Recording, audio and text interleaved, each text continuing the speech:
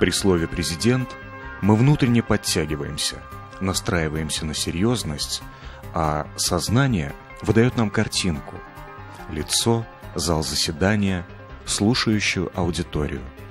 Ассоциативное мышление. Но согласитесь, всегда мы с интересом и любопытством фиксируем необычные моменты, связанные с первыми лицами. Мы ловим улыбку, неожиданный жест, слово. Лидеры нам интересны не только политической позицией, но и своей нестандартностью. Неожиданные мгновения из жизни президентов позволяют нам увидеть их душевную теплоту, эмоциональный настрой и просто настроение в минуту, когда щелкнул затвор фотоаппарата. Эти кадры, возможно, не станут историческими, они не судьбоносные, но они сближают нас с высокими персонами, которые творят историю.